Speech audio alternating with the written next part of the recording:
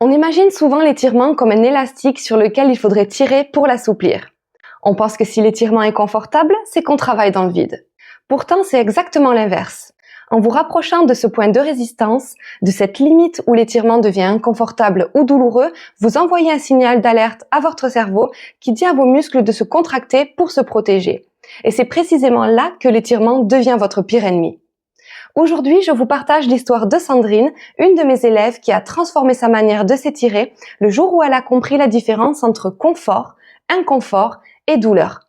Dans cet épisode, vous allez découvrir comment réajuster l'intensité de vos étirements pour qu'ils redeviennent enfin des alliés de votre soulagement.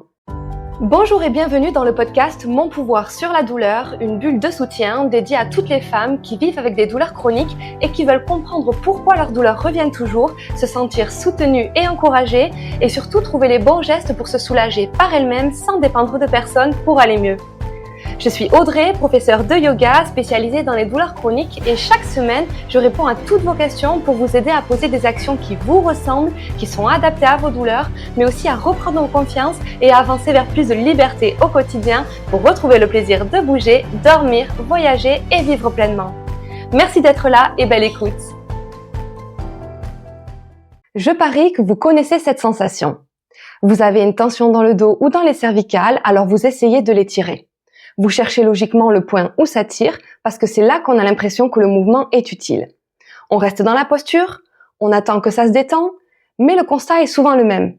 Une fois l'exercice fini, la tension revient au galop 10 minutes après. Ou pire, elle augmente. On a l'impression de bien faire les choses, d'y mettre du temps, de l'énergie, mais le résultat n'est pas là. C'est le piège subtil qu'a découvert Sandrine.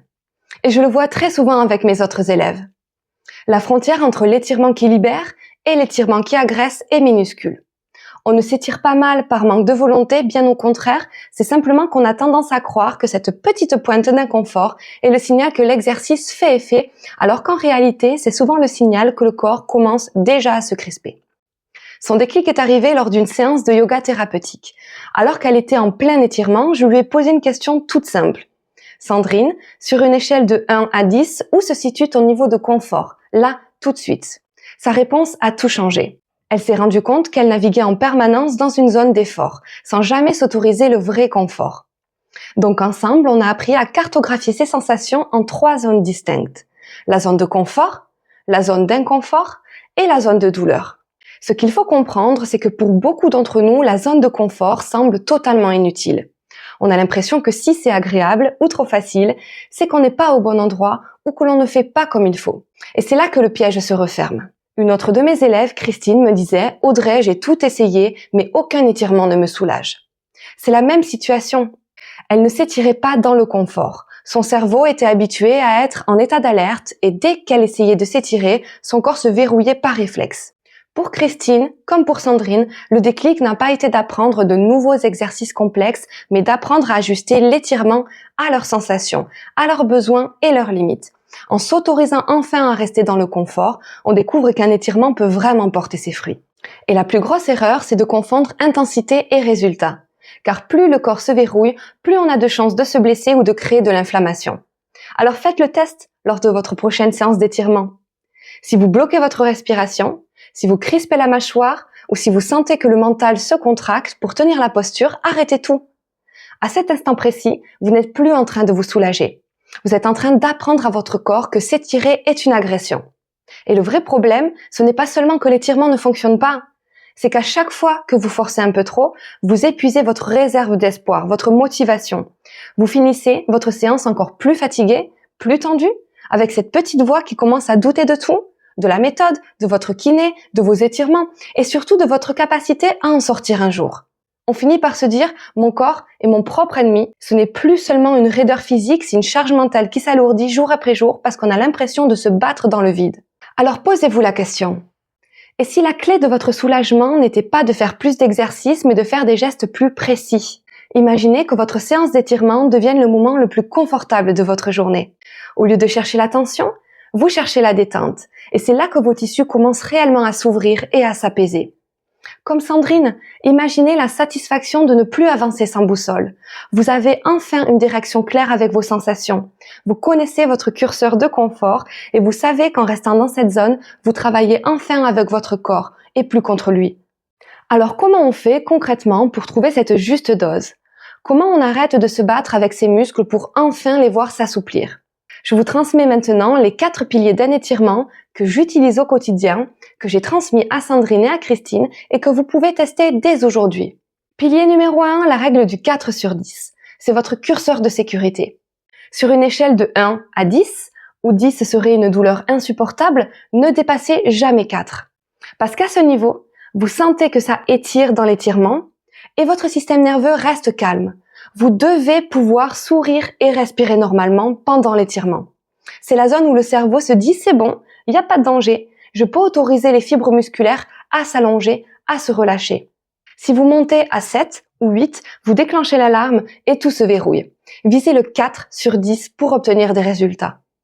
Pilier numéro 2, le test de la respiration. C'est votre boussole infaillible. Si vous ne pouvez pas prendre une inspiration profonde et fluide pendant l'étirement, si vous faites une petite grimace ou si vous crispez la mâchoire, c'est que vous êtes déjà allé trop loin. Reculez de quelques centimètres. Ce n'est pas une faiblesse, ce n'est pas contre-productif, c'est une preuve d'intelligence.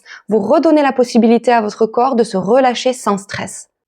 Pilier numéro 3, utilisez des supports et des accessoires. Le confort, c'est la clé de l'efficacité, c'est pas un luxe. Utilisez des coussins, une chaise, un mur, une sangle. Ainsi, votre corps sent qu'il est soutenu et il n'a plus besoin de se crisper. C'est là que l'étirement devient vraiment productif. Le corps n'a plus besoin de maintenir une garde musculaire par peur de se blesser et les tensions peuvent commencer à disparaître. Pilier numéro 4 est très important. Identifier la cible, mais pas seulement la zone. Souvent, on s'étire un peu en vrac. On a mal au bas du dos, alors on vient étirer toute cette zone des lombaires. Mais le corps est complexe. Parfois, une douleur dans le bas du dos vient d'une tension dans la hanche et tirer sur le dos ne fait qu'aggraver l'inflammation. L'efficacité, ce n'est pas seulement la bonne intensité, c'est aussi de trouver le geste exact qui correspond à votre type de douleur. Un étirement générique, c'est comme une clé qui ne rentre pas tout à fait dans la serrure. On a beau forcer, la porte ne s'ouvre pas. Vous savez désormais que pour que votre corps vous laisse enfin tranquille, il a besoin de 2 choses. De la douceur, votre fameux curseur de confort à 4 sur 10, et de la précision. Mais je sais que vous vous dites sûrement, la douceur je comprends, mais j'ai tellement peur de faire le faux mouvement et d'aller trop loin. Alors comment savoir quel étirement va vraiment m'aider? C'est exactement pour vous aider à sortir de ce flou que j'ai créé le quiz gratuit « Trouve l'étirement exact qui soulage ta douleur ». En répondant à quelques questions rapides sur vos sensations, vous ne recevrez pas une énième liste d'étirements génériques, mais l'étirement prioritaire pour vous, à faire en moins de 5 minutes. Celui que vous pourrez pratiquer en toute sécurité dans votre zone de confort pour enfin ressentir ce fameux déclic de relâchement que Sandrine et Christine ont connu. Et pour ne plus jamais avoir peur de vous tromper, je vous explique directement dans la vidéo comment ajuster cet étirement étape par étape.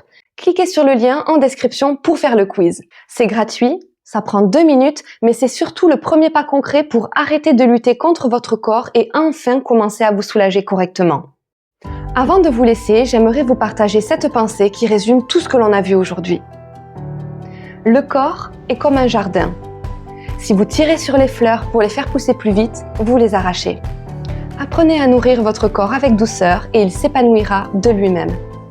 Si cet épisode vous a été utile, n'hésitez pas à vous abonner à la chaîne, à liker la vidéo ou à laisser un commentaire et surtout à partager cet épisode avec une personne qui pourrait en avoir le besoin. C'est le plus beau soutien que vous puissiez offrir au podcast et une façon concrète d'aider d'autres femmes à reprendre le pouvoir sur leur douleur. À la semaine prochaine pour un nouvel épisode.